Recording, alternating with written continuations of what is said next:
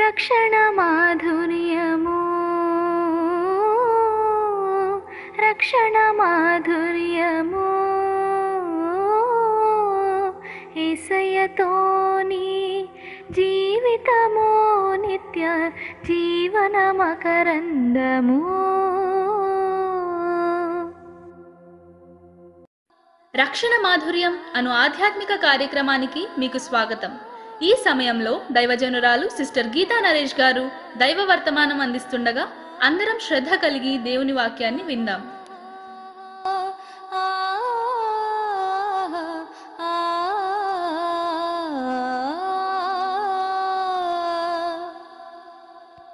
దేవుని మహాపరిశుద్ధ నామాన్ని మహిమ కలుగును గాక. దేవుడి పేట కూడా మీ అందరికీ వందనాలు. సమయం ఇచ్చిన దేవాది దేవునికి మహిమ కలుగును గాక. ప్రార్థన చేసుకొని ప్రారంభించుకుందాం. మహాగణుడైన మా తండ్రి, నీకు వందనాలు, స్తోత్రాలు. ఈరోజు జరుగుతున్న ఈ యొక్క కోరికను మీరు జ్ఞాపకం చేసుకోండి. మీరే ప్రతి ఒక్కరితో మాతో మాట్లాడి మహిమ పొందమని యేసునామమున ప్రార్థిస్తున్నాం తండ్రి, ఆమేన్. దేవుని వాక్యమును ధ్యానించుకుందాము. కీర్తనల గ్రంథము 127వ కీర్తన 3వ చరణం మనం చదువుకుందాము. సొలొమోను రచించిన ఈ కీర్తనలో మరి ఏ విధంగా దేవుడు కొన్ని విషయాలు మనతో మాట్లాడతాకు ఇష్టపడుతున్నాడు. ఏమని మాట్లాడుతున్నాడంటే 3వ చరణం, కుమారులు యెహోవా అనుగ్రహించే స్వాస్థ్యము, గర్భఫలము ఆయనిచ్చే బహుమానము. ఈరోజు మన యొక్క అంశము దేవుడిచ్చే బహుమానం గురించి మాట్లాడుకుందాం. దేవుడు అనేకమైన విలువైన బహుమానాలు ఇస్తుంటాడు. ఈ బహుమానంలో మరి ఈ యొక్క బిడ్డల విషయంలో ఇచ్చే బహుమానం గురించి కూడా మనము ధ్యానించుకుందాం. ఆ బహుమానాలు శ్రేష్టముగాను చాలా విలువైన జీవము కలిగినవిగా ఉన్నవి. ఈ యొక్క బహుమానాలు చూస్తే మరి ఎంతోమంది అభాగ్యులు మరి తెల్లారి లేచిన కాడి నుండి అనేక అవమానాలు, హేళనలు, అవమానాలు, నిందలు పడుతున్న సహోదరులు కూడా చూస్తున్నాము. బైబిల్ గ్రంథంలో కొంతమందికి స్త్రీలు మరి వాళ్ళకి యొక్క గర్భఫలం లేక గొడ్రాలుగా పిలువబడిన వారు ఉన్నారు. అయితే అందులో మనము ఒక స్త్రీని మనం చూసుకుందాము. మనందరికీ పరిచయమైన మరి వ్యక్తిగా మనం చూస్తున్నాము. మొదటి సమూయేలు గ్రంథము 1వ అధ్యాయములో నుండి మనం కొన్ని విషయాలు మాట్లాడుకుందాము. అక్కడ ఒక స్త్రీ కనిపిస్తుంది, అన్న. అన్న అనగా ఆమె పేరు అర్థము కృప. దేవుని కృపను కలిగిన వారుగా ఉన్నది ఆమె. దేవుని కృప ఆమెకి పొందింది.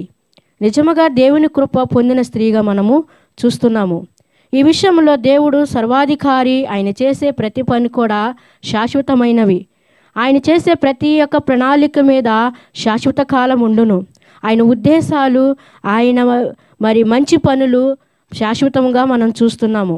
అయితే ఇక్కడ మనం చూసినట్లయితే దేవుడు ఇచ్చే బహుమానము ఎలాంటిది? బహుమానం ఇస్తాడు, శాశ్వతమైన బహుమానము, స్థిరమైన బహుమానము, నువ్వు ఆనందించే బహుమానము దేవుడు ఇస్తున్నాడు. ఆ స్త్రీకి సంతానము లేదు. ఎందుకు లేదు? ఆమె దేవుడే ఆమెకి సంతానము లేకుండా చేశాడనేది ఈ యొక్క భాగములో చదువుకుంటున్నాము. ఆమె భర్త ఆమెని ప్రేమిస్తున్నాడు. ఆమె భర్త ఆమంటే చాలా ప్రేమ. ఆమె భర్త మాటల్లో చాలా ఆదరణ పొందింది. కానీ చిన్న భార్య తన భర్త సవితిపోరు చాలా భయంకరమైన విషయం. ఆమె ఏమంటుందంటే ఆమెకి కోపం పుట్టిస్తుంది, ఇసుక పుట్టిస్తుంది, మాటలతో ఆమెని బాధ పెట్టిస్తుంది, బహు దుఃఖాకాంతులుగా ఇక్కడ చూస్తున్నాము, వేదన కలిగిస్తుంది. నిజముగా ప్రపంచంలో చాలా భయంకరంగా పిల్లలు పుట్టకపోతే వాళ్ళు ఎంతగా నరకం అనుభవిస్తున్నారోనండి, ఎంత బాధపడుతున్నారో. పిల్లలు లేరని వేదన చెందుతున్నారు. మరి దినాలు కూడా ప్రతి దినము కూడా వాళ్ళకి ఎంతగానో వేదన, మరి బాధ, మరి అనేకమైన అవమానాలు కూడా ఎదుర్కొంటున్నారు. ఆమె యొక్క భార్య వచ్చి ఎన్నో మాటలు అన్నప్పుడు ఆమెకి బాధ కలుగుతుంది. ఆయన భర్త అంటున్నాడు ఆమెను ఎక్కువగా ప్రేమించాడు కాబట్టి ఆయన ఏమంటున్నాడు అంటే వచ్చి ఆమెకి సంతానం లేకుండా చేశాడు కాబట్టి ఆయన భర్త వచ్చి ఏమంటున్నాడు, నేను 10 మందితో కన్నా నీకు శ్రేష్ఠుని కాదా అని అంటున్నాడు. ఎక్కడండి ఆ మాట? చదువుదామా? ఇక 8వ వచనం, ఆమె పెనిమిటి వచ్చి ఎల్కానా, నా అన్న నీవెందుకు ఏడుస్తున్నావు? నువ్వు భోజనము మానుట ఎలా? నీకు మనోవిచారం ఎందుకు కలిగినది? 10 మంది కుమారుల కంటే నేను నీకు శ్రేష్ఠుని కానా? 10 మంది సంతానం కన్నా కుమారులు కుమార్తెలు ఉన్నా నేను నీకు శ్రేష్ఠుని కానా అని తన భర్త ఎంతగానో ఆమెని ఓదార్చాడు. నువ్వు భోజనం చేయమ్మా, నువ్వు బాధపడొద్దు అన్నప్పటికీ కూడా ఎన్నో మాటలు. ఒక విషయం మీకు చెప్పాలనుకుంటున్నా. మరి ఆ కాలంలో బిడ్డలు లేకపోతే శాపముగా ఆ బాధను అనుభవించేవారు. ఇక నీ బ్రతికింతే, నీకు సంతానము కలగదు. నిజంగా నేటి దినాల్లో చాలా మరి ఆ విషయాలు భయంకరంగా ఉంటున్నాయి. నీకు పిల్లలు పుడితే నీవు ఇక్కడ ఉండాలి, లేకపోతే నీ పుట్టింటికి వెళ్ళిపో, మళ్ళీ నీ భర్తకి మళ్ళీ పెళ్ళి చేస్తా. అలాంటి వారు ఉన్నప్పుడు భయంకరమైన ఆ బాధలో పడుతున్న సహోదరులు ఎంతమంది ఉన్నారు. దేవుడు నీతో మాట్లాడుతున్నాడు, దేవుడు నీతో ధైర్యపరుస్తున్నాడు.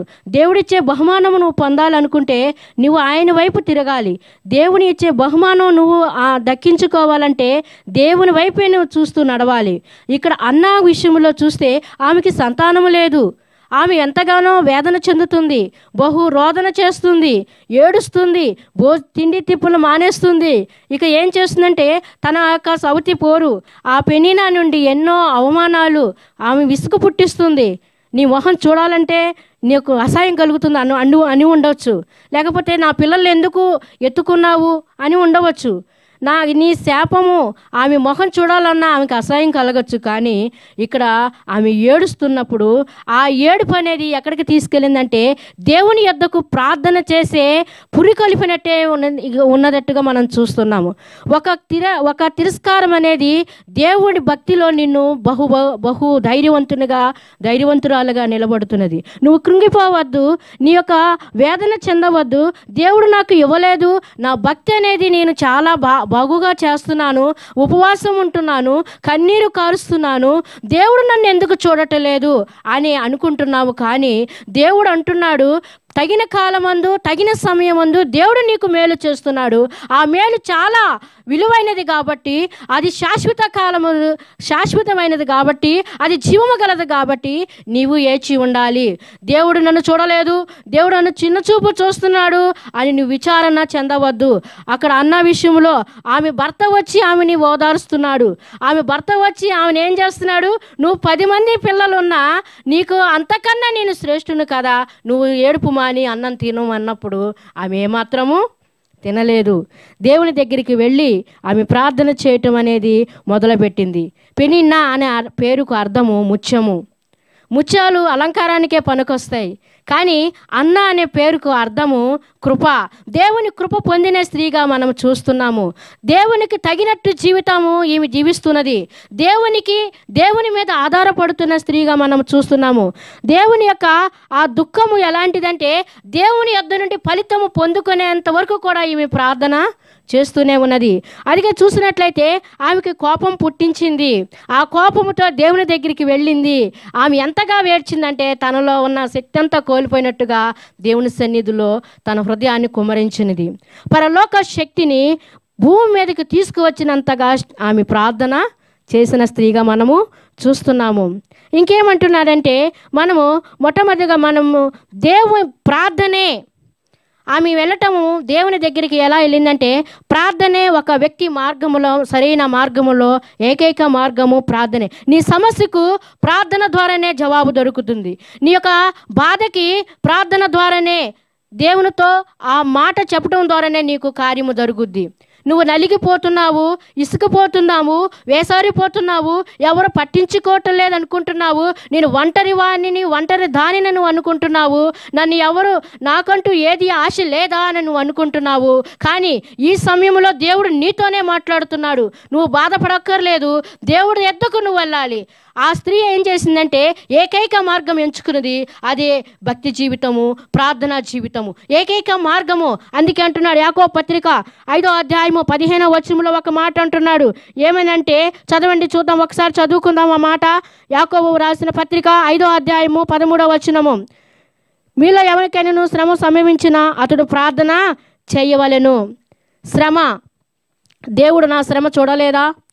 దేవుడు నన్ను కరుణించడా, నా బాధను, నా వేదనను, నా వ్యధను మీరు తొలగించలేడా అని మనం అనుకుంటాము. కానీ ఖచ్చితమైన మార్గములో సరైన రీతిలో మనము దేవుని యొద్దకు వెళ్ళాలి అన్న ఒక నిర్ణయం తీసుకున్నది.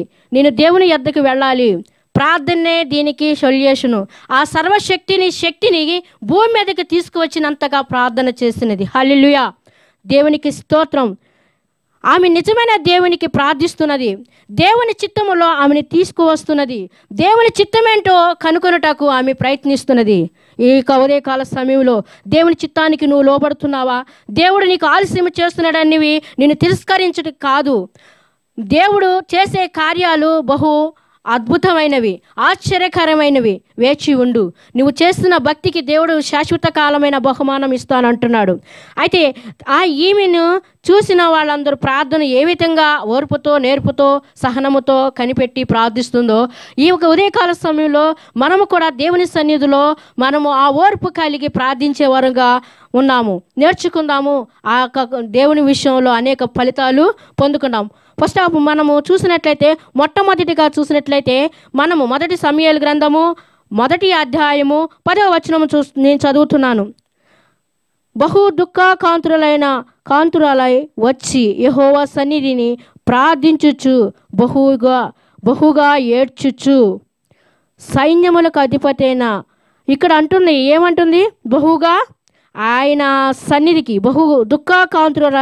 కాంతురాలై వచ్చి యెహోవా సన్నిధి ప్రార్థన చేయుచు బహుగా ఏడ్చెను. కొంతమంది అంటారు, లోకస్తుల మాటలిని, ఇరుగు పొరుగు మాటలిని, ఇంట్లో వాళ్ళు మాటలు విని నా హృదయం బద్దలైపోయింది, నా జీవితంలో చిగురు లేదు, బ్రతుకు లేదు, అనేకమైన మాటలు అంటుంటాము. కానీ దేవుని సన్నిధిలో నీ హృదయాన్ని బద్దలగొట్టు, దేవుని వైపు చూడు. ఆమె దేవుని యొద్దకు ఎలా వచ్చిందండి? ఏకైక మార్గముగా ఎంచుకున్నది. దేవుని యొక్క పరలోకమనే శక్తిని భూమి మీదకి తీసుకురావటకు ఆమె ప్రయత్నిస్తున్నది. దేవుని కృప పొందిన స్త్రీగా మనం చూస్తున్నాము. మొట్టమొదటిగా మనం చూసినట్లయితే ఆమెకు దేవునితో సరైన సంబంధము ఉన్నది. 10వ వచనంలో అన్నాడు, నీవు దేవుని యొద్దకు వెళ్ళు. ఆమెకు దేవునితో సరైన సంబంధము ఉన్నది. నువ్వు ఏ సంబంధము కలిగి ఉన్నావు? దేవునితో సంబంధము కలిగి ఉన్నావా? మొదటి సమూయేలు మనం చదువుకున్నాము, 10వ వచనము, 1వ అధ్యాయము 10వ వచనంలో చదువుకున్నాము. అయితే దేవుణ్ణి ఆశ్రయించే స్త్రీలు బైబిల్ గ్రంథంలో ఉన్నారని మొదటగా మీకు ముందుగానే చెప్పి ఉన్నాను. శారా ఉన్నది. దేవుడు ఇస్తానంటున్నాడు, కానీ ఆమెకి సంతానము లేదు. ఎదురు చూసింది, కానీ ఆమె స్త్రీ ధర్మం ఆగిపోయినది.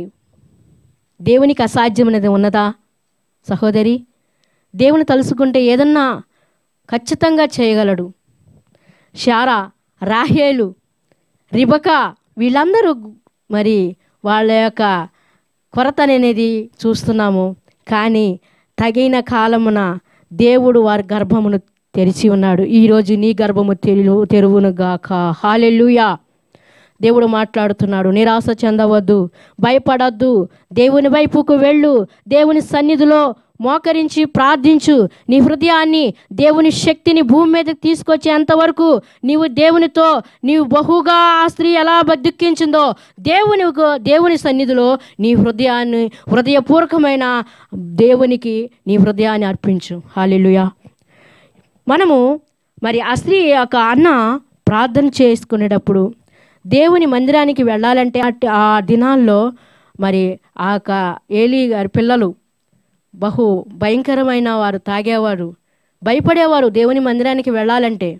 కానీ ఈ స్త్రీ ఏం చేసిందండి? అక్కడికి వెళ్ళటం 60 మైళ్ళ దూరంలో ఉన్న మందిరానికి వెళ్ళిందండి. ఈరోజు పక్కన మందిరానికి వెళ్ళలేకపోతున్నారు.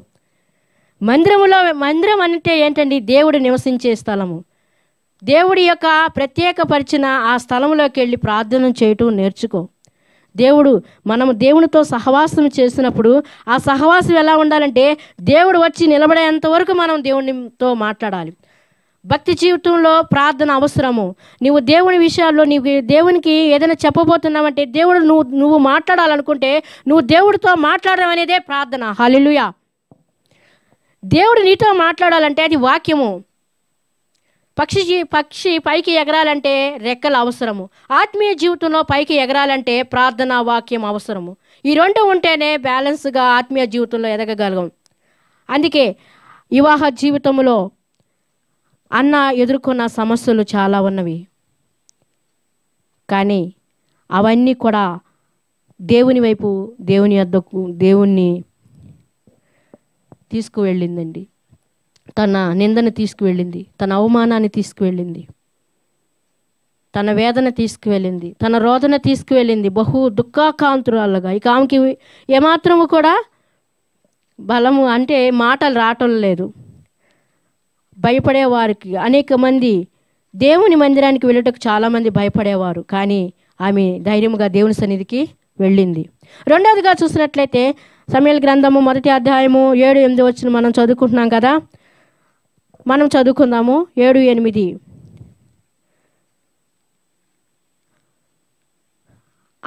ఆమెలో గొప్ప భారం ఉన్నది. ఏమిటి ఆ భారం? చదువుకుందామా. ఎల్కానా ఆమెకు ఏటేటా ఆ రీతిగా చేయుచు ఉండగా అన్న యెహోవా మందిరమునకు పోనప్పుడల్లా అది ఆమెకి కోపము పుట్టించును. అయితే 2వ పాయింట్, ఆమెలో గొప్ప భారం ఉన్నదండి. ఏంటి ఆ భారము? సంతోషం అయితే లేదు, హృదయ భారము, గుండె భారము, రోదన, గుండె అలిసిపోయింది. ఇక నాకు సంతానము లేదా, నేను శాపగ్రస్తురాలనా, నాకు సంతానము లేదా. దేవుని సన్నిధిలో బహుగా ఏడ్చిందండి.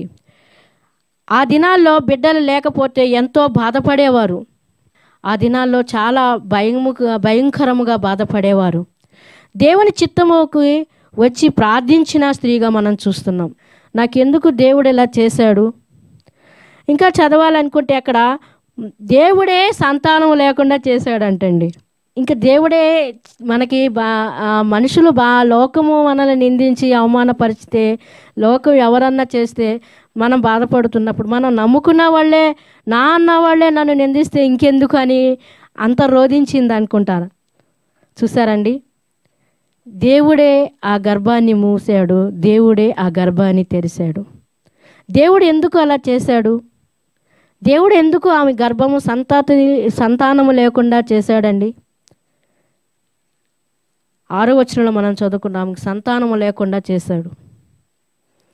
కానీ దేవుని చిత్తములో, ఆయన ప్రణాళికలో వేరే ఉన్నది, ఆయన ఉద్దేశంలో వేరే ప్లాన్ ఉన్నది.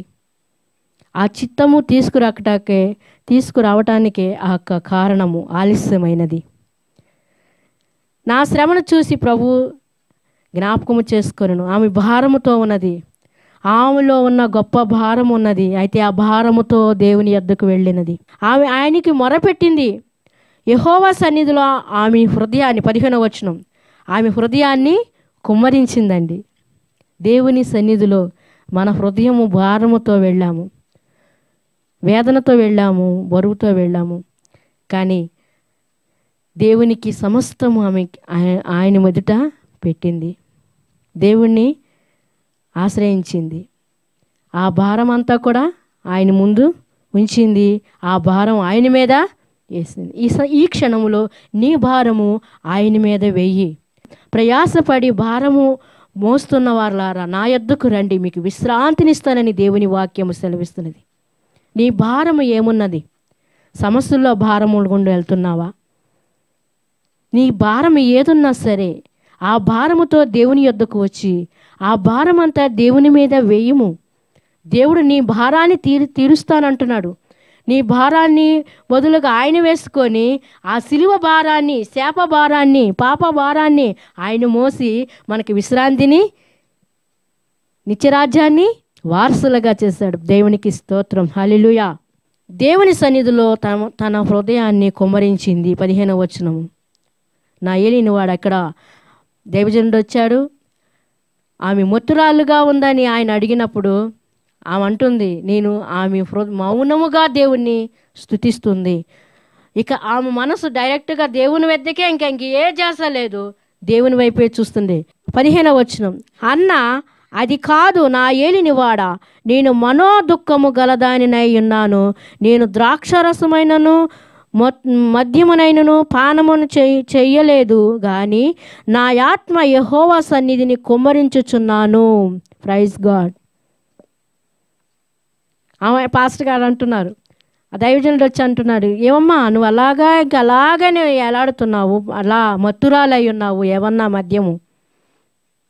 నేను అలా అనవద్దు, నా ఏలినవాడా అలా అనవద్దు. ఆమె ఎంతగానో ప్రార్థనలో పట్టు విడుపుని ప్రార్థన చేస్తుందండి. ఎంత దుఃఖముతో వేదనతో ప్రార్థిస్తుంది. సహోదరి, నువ్వెంత వేదన చెందుతున్నావు.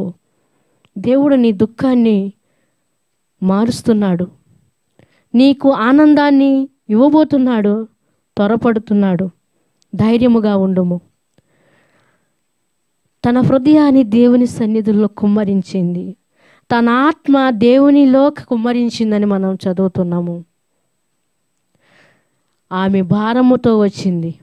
మూడవదిగా 1 సమూయేలు 1వ అధ్యాయము 11వ వచనము, సైన్యములకు అధిపతి అయిన యెహోవా నీ సేవకురాలైన నాకు కలిగి ఉన్న శ్రమను చూచి, బిడ్డలు లేకపోవటం శ్రమనండి. రకరకాలైన శ్రమలు ఉండవచ్చు. ఏమి శ్రమ? కొంతమందికి బట్టలు, తిండి తిప్పలు, అనేకమైన శ్రమలు ఉంటాయి. వాళ్ళు ప్రేమించలేదని, వీళ్ళు మాట్లాడలేదని, నన్ను వాళ్ళు సరిగ్గా పలకరించలేదని, లేకపోతే వాళ్ళు అన్నం పెట్టలేదని, లేకపోతే డబ్బులు లేవని, చదువు లేదని, అనేకమైన వాళ్ళ హృదయాల్లో భారం ఉన్నప్పుడు అది శ్రమే అనిపిస్తుంది. కానీ ఈ సహోదరికి తనకు కలిగిన శ్రమ ఏంటంటే తనకి సంతానము లేరు. ఆ సంతానము లేకపోవటం వల్ల ఆమెకొచ్చే ఎదుర్కొనే సమస్యలు అనేక భయంకరంగా ఉన్నవి. కాబట్టి నీ సేవకురాలైన నాకు కలిగిన శ్రమను చూచి నీ సేవకురాలైన నన్ను మరువక జ్ఞాపకము చేసుకొనుము.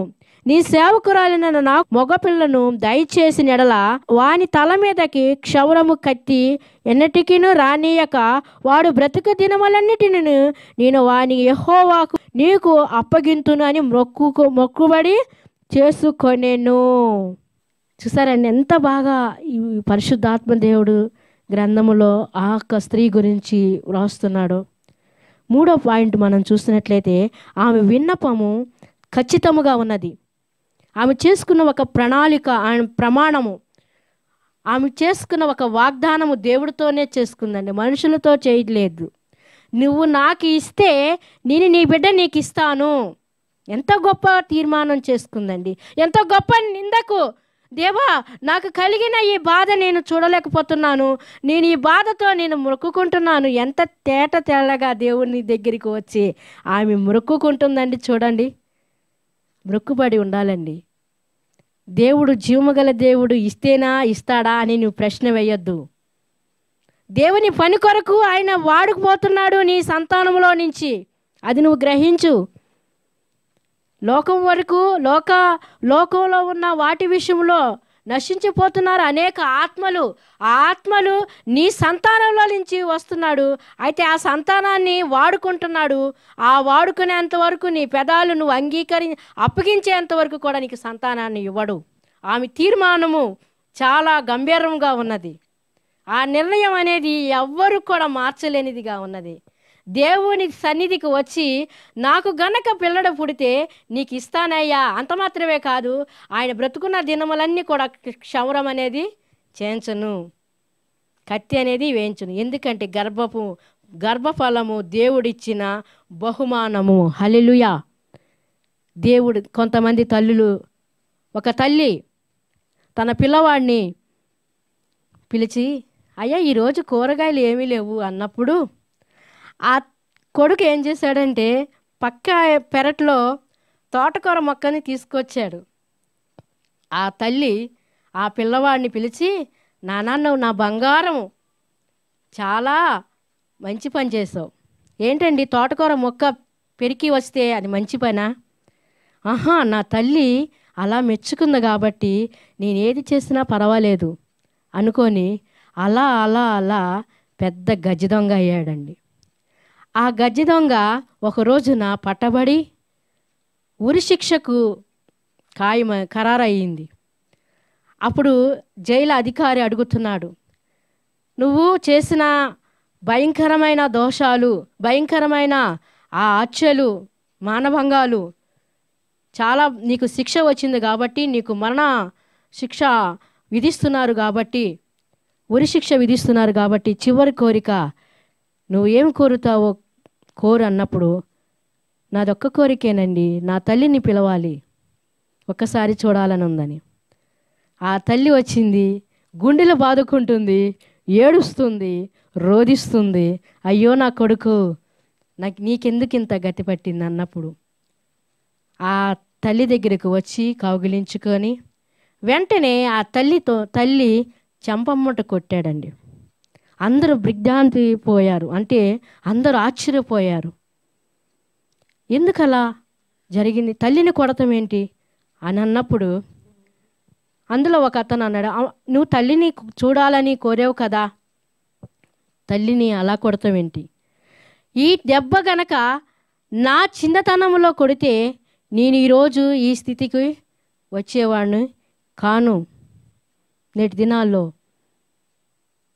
తల్లి బిడ్డల్ని ఎలా పెంచుతున్నారు, తండ్రి కోపడితే తల్లులు ఎలా చేస్తున్నారండి, తప్పు ద్వారా వాళ్ళు మార్గాలు గుండా వెళుతుంటే వాళ్ళని గద్దించకుండా వాళ్ళు సపోర్ట్ చేస్తున్నారు, నరకానికి వెళతారు. జాగ్రత్త, తల్లిగా దేవుని సన్నిధిలో నువ్వు అప్పగించు. దేవుడు నీకు బహుమానాన్ని ఇచ్చాడు, అది చాలా విలువైన వస్తువుగా చూడు, విలువైన దాన్నిగా చూడు. ఆ తల్లి చేసుకున్న నాకు గనక కుమారుని పుడితే నీ సేవకే ఇస్తాను ప్రభువా, నీ సన్నిధిలో వదిలిపెట్టేస్తాను, నా ప్రథమ సంతానము, నేను గొడ్రాలనే పేరు తుడిచివేయాలి ఆశతో ఉన్నది, ఆరాటముతో ఉన్నది.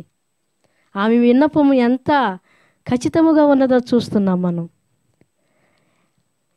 దేవుని సన్నిధిలో ఆమె విన్నపము ఖచ్చితముగా ఉన్నది, ఆయన కొరకు పెంచిందండి. నాలుగవదిగా చూస్తున్నట్లయితే దేవుడేమన్నా ఇస్తే దానిని స్వాస్థ్యాన్ని తన స్వాస్థ్యానికి కాక ఆయన మహిమ అర్థము కొరకే వాడగోరుచున్నది.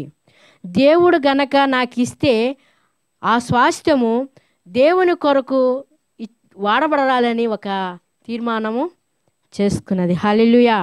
ఎంత గొప్ప ఆశ్చర్య కార్యమండి, గొప్ప కార్యమండి. 12వ వచనము, మ్రొక్కుబడి యెహోవాకు నీకు అప్పగింతును, మ్రొక్కుబడి చేసుకొనిను. ఆమె యెహోవా సన్నిధి ప్రార్థన చేయుచుండగా, మరి ఇక్కడ ఏమంటుందా అండి, దేవుని సన్నిధిలోకి తీసుకువచ్చి, దేవుని నాకు గనక ఇస్తే, సమూయేలు గ్రంథంలో నుండి 21వ వచనం, దేవుడు ఏమన్నా ఇస్తే అది దేవుని స్వాస్థ్యానికే, ఆయన మహిమార్థము కొరకే వాడబడాలని ఒక తీర్మానము చేసుకుంది. చూడండి 23వ వచనంలో, కాబట్టి ఆమె పెనిమిటిని ఎల్కానా నీ దృష్టికి ఏది మంచిదో ఏది చెడ్డదో అని భర్త విషయంలో చూసి అక్కడ పాలు మానినాక దేవుని యొద్దకు తీసుకురావటం జరుగుతున్నది. 4వదిగా దేవుని సన్నిధిలో ఇచ్చిన స్వాస్థ్యాన్ని దేవుని కొరకు అప్పగించాలనే ఒక తీర్మానము. దేవుడు ఏమన్నా ఇస్తే దాన్ని తన స్వాస్థ్యానికి కాకుండా దేవుని యొక్క స్వాస్థ్యానిగా, అంటే దేవుడు నాకు స్వాస్థ్యాన్ని ఇస్తే అది దేవుని స్వాస్థ్యానిగా, దేవునికి మహిమార్థము కొరకు వాడబడేటట్టుగా ఏమి చేస్తుంది. మొదటి సమూయేలు గ్రంథంలో నుండి మరి 1వ అధ్యాయము 22వ వచనంలో, అయితే అన్న బిడ్డకు పాలు విడిచు వరకు నేను రాను, యెహోవా సన్నిధి అగుపడి తిరిగి రాక అక్కడే నున్నట్లుగా నేను వారిని తీసుకువత్తును. దేవుని సన్నిధిలో దేవుడు గనక ఇస్తే ఆ బిడ్డని దేవుని కొరకే అప్పగిస్తానని ఒక తీర్మానము చేసుకుంది. 5వదిగా చూస్తే ఆమెకు ఒక నమ్మకం ఉన్నది. చూద్దామండి, రోమీయులకు రాసిన పత్రిక 9వ అధ్యాయము 33వ వచనంలో చదువుకుందాము. పౌలు రోమా సంఘానికి వ్రాస్తున్నాడు. 9వ అధ్యాయము 33వ వచనము, ఆయన యందు విశ్వాసించువాడు సిగ్గుపరచబడుడు, దేవుని యందు నమ్మిక ఉంచినవాడు, దేవుని యందు విశ్వాసము, ఆయన యందు నమ్మిక ఉంచితే ఖచ్చితంగా మనల్ని సిగ్గుపరచడు. ఆమెకున్న ఆ నమ్మకము సిగ్గుపరచకుండా ఉన్నది. అన్న ఎంతో గొప్ప విశ్వాసముతో పట్టు విడవని ప్రార్థన చేస్తున్నదండి. అన్న ఎంతో గొప్ప విశ్వాసం కలిగి దేవుని మీద ఆధారపడింది. దేవుడు ఎన్నడూ కూడా ఆమెని సిగ్గుపరచలేదు. దేవుని సన్నిధికి వచ్చింది బహు దుఃఖాకాంతురాలుగా. దేవుని యందు నమ్మిక ఉంచింది. దేవుని వైపు చూస్తుంది. దేవునికి మొరపెడుతున్నది. దేవుని నమ్మకముతో పూర్ణ మనసుతో దేవుని దగ్గరికి వచ్చినది. మరి దేవుని సన్నిధిలో ఎన్నడూ కూడా ఆయన నమ్మిన ప్రజలు ఎప్పుడు కూడా సిగ్గుపరచడు. ఎందుకంటే ఆయన వైపు మనం తిరిగి చూసినప్పుడు ఖచ్చితంగా ఆయన మనల్ని చూస్తాడు. నువ్వు ఏ స్థితిలో ఉన్నావో దేవుడు నిన్ను చూస్తున్నాడు. నీ యొక్క స్థితిగతులు మార్చగల దేవుడు ఆయనే. హల్లెలూయా. దేవుని యందు విశ్వాసము చాలా గొప్పది. ఆమె నమ్మకము దేవుని మీద ఉంచింది. ఆమె మంచి ఫలితం పొందింది. 6వ పాయింట్ మనం చూసినట్లయితే 1 సమూయేలు 1వ అధ్యాయము 27, 28 వచనాల్లో మనం చదివితే అక్కడ దేవుని సన్నిధికి మరి దేవుడు తను అనుకున్న రీతిగానే దేవుని దగ్గరికి వచ్చింది. చదువుదామా? ఈ బిడ్డను దయచేయమని యెహోవాతో నేను చేసిన మనవి ఆయన నాకు అనుగ్రహించెను. కాబట్టి నేను ఆ బిడ్డను యెహోవాకు ప్రతిష్ఠించుచున్నాను.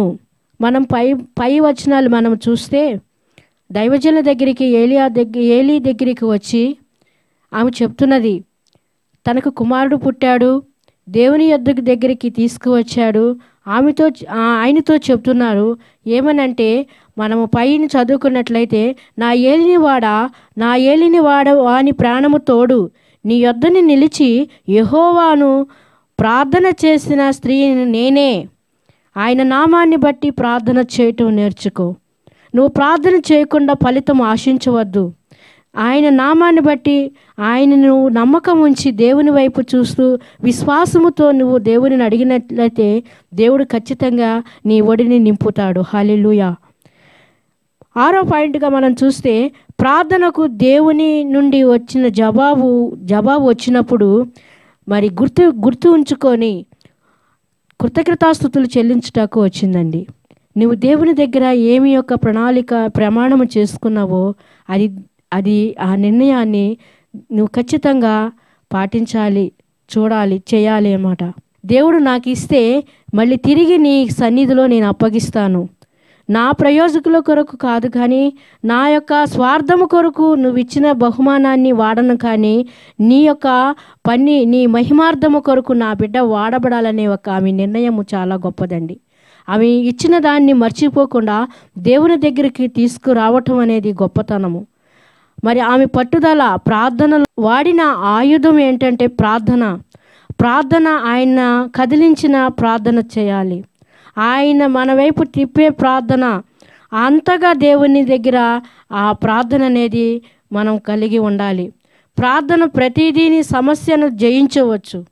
ప్రార్థన లేని జీవితం అన్నిట్లో ఓడిపోతాం. ప్రార్థన దేవుణ్ణి ఆ సింహాసనం నుండి కదిలించేది మన ప్రార్థన. ప్రార్థన అనగా దేవునితో మాట్లాడటం, ఆయనతో మన బాధని, మన గోడిని చెప్పుకోవటం, మన కన్నీరు ఆయన చూసినప్పుడు ఖచ్చితంగా, అందుకే యెషయా గ్రంథంలో ఒక మాట అంటాడు, నువ్వు పిలవగా నేను ఉన్నాను అని. దేవుడు అనే మాట గొప్పదండి చాలా. మనం పిలవగానే ఆయన మనకు ఉత్తరం ఇస్తాడు. ఆమె తీసుకొచ్చి దేవుని సన్నిధిలో, దేవుని మందిరములో ఆ దైవజనుల ఏలీ దగ్గరికి వచ్చి ఆ ఏలీకి చెప్తున్నది, ప్రతిష్ఠిస్తుందండి. ఆమె మొక్కుబడి చెల్లించుతున్నది. మనం అనేకమైన ఆపద కాలంలో మొక్కుకుంటాము. అయితే ఆ మొక్కుబడులు ఏ విధంగా ఉన్నవి? ప్రసంగి గ్రంథంలో ఒక మాట ఉన్నది కదా, 5వ అధ్యాయము 1 నుంచి మనం చదివితే, నీవు ఆయన మొక్కుకున్నప్పుడు ఆ మొక్కు చెల్లించేయాలి, లేకపోతే అది అసలు మొక్కుకోకూడదని దేవుని వాక్యం సెలవిస్తున్నది. దేవుని యందు ఆమె సంతోషముగా దేవునికి సమర్పించేసింది. ఆమె అంటుంది, ఏమని అంటుంది, దేవుని యందు ఆమె నమ్మిక ఉంచింది కాబట్టి, దేవుని యందు ఆమె నాకు ఇవ్వగల శక్తివంతుడని పరిపూర్ణంగా విశ్వసించింది కాబట్టి, ఆమె ఏం చేసిందండి, దేవుని ప్రేమను పొందుకుంది కాబట్టి దేవుని యందు సంతోషించింది. మాతృ ప్రేమ దైవ ప్రేమకు లోపరిచిందండి. అంటే తన బిడ్డను దేవుని కొరకు సమర్పించేసుకున్నది, సేవకి సమర్పించుకున్నది. నేటి దినాల్లో తల్లులు చాలామంది దేవుని కొరకు పెంచకుండా ఏటేటో మరి వాళ్ళ యొక్క జీవితాలు పాడు చేసుకుంటున్నారు. కానీ తల్లిదండ్రులుగా మన బిడ్డలు ఎలా ఉన్నారో మన బాధ్యత అది. వాళ్ళ విషయంలో ఎక్కువగా కన్నీరు కార్చి ఉపవాసం ఉండి ప్రార్థన చేయటం నేర్చుకో. మన పిల్లలు దేవుని యొక్క సేవలో, దేవుని దయలో, దేవుని యొక్క హస్తాల్లో ఉండే చాలా సురక్షితంగా ఉంటారండి. చక్కగా దైనందిన కాలములో మరి ఈ యొక్క ఉగ్రత కాలము బహు భయంకరమైన పరిస్థితుల్లో మనము ప్రయాణిస్తున్నాము. ఈ ప్రయాణంలో మన బిడ్డల విషయంలో మరి వాళ్ళ విషయంలో ఎక్కువగా బాధ్యత కలిగి ప్రార్థించటము నేర్చుకో. దేవుడిచ్చిన బిడ్డలని, దేవుడిచ్చిన ఆ గిఫ్ట్ను, ఆ బహుమానాన్ని చాలా విలువైనగా వాటిగా చూడండి. విలువ లేకుండా బిడ్డలు చూడవద్దు, వాళ్ళ హృదయాలు కించపరచొద్దు. దేవుడు నీకు ఇచ్చిన ఆ బిడ్డల విషయంలో నువ్వు బాధ్యత కలిగి వ్యవహరించమని కోరుతున్నాను. మన పిల్లల దేవుని సన్నిధికి, దేవుని హస్తాలకి అప్పగించాలి అన్న ఆ విధంగా చేసినది. ఆమె దుఃఖము దేవుడు తీసివేశాడు.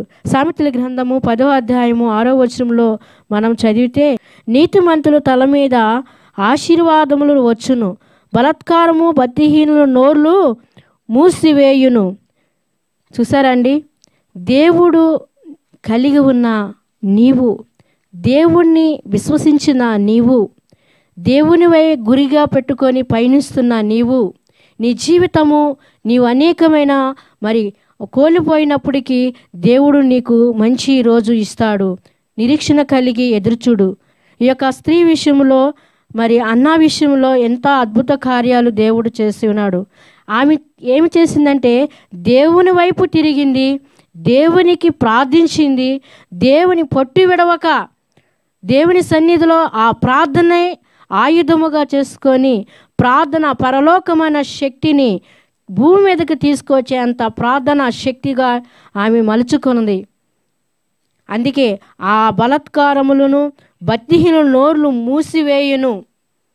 అనేక మంది నోళ్ళు మూసేస్తారు. అందుకే ఆమె యొక్క ప్రార్థన ఆలకించాడు. ఆమె దుఃఖాన్ని తీసివేశాడు. ఆమె నిందలను తొలగించాడు. ఆమె జీవితంలో దేవుని చేతుల్లో పెట్టింది కాబట్టి ఆశీర్వాదకరముగా మలిచింది. అంతేకాదండి, దేవుడు తన అనుకున్న ఆ తీర్మానాన్ని మొక్కుబడి చెల్లించిన తర్వాత దేవుడు మళ్ళీ ఆమెకి ఏం చేశాడంటే అండి, మళ్ళీ కుమార్తెలను కలగచేశాడండి. ఎంత గొప్ప ఆశీర్వాదం అండి. మన జీవితంలో మనం అన్నీ కోల్పోయాము అనుకునే అవసరమే లేదు. ఎందుకంటే నీవు నమ్ముకున్న దేవుడు నమ్మదగిన దేవుడు. నీవు ఆ ఇచ్చేంత వరకు కూడా తగిన కాలంలో దేవుడు నీకు సహాయము చేస్తాడు. భయపడని అవసరం లేదు, దిగులు పడని అవసరమే లేదు. ఎందుకంటే నీ కన్నీరు తుడిచివేస్తాడు, నీ నోటి నిండా నవ్విస్తాడు. అందుకే అంటున్నాడు మొదటి సమయాలు 2వ అధ్యాయంలో అంటున్నాడు, ఆమె ఒక విన్నపము చేస్తున్నది. నేను యెహోవాను బట్టి నేను ఆనందిస్తున్నాను, అనేక మంది నోళ్ళు ముయ్యబడ్డాయి, నేను ప్రభువునందు నేను అతిశయిస్తున్నాను. దేవుని యందు ఆ అతిశయం ఉండాలండి. శత్రువులు సైతం నోరు మూయించేటట్టుగా ఎంత గొప్ప ఈ యొక్క తీర్మానం అండి. మన జీవితం దేవుని వైపు, దేవునితో మనం కలిసి జీవిస్తే ఖచ్చితమైన మేలులు కలుగునుగాక.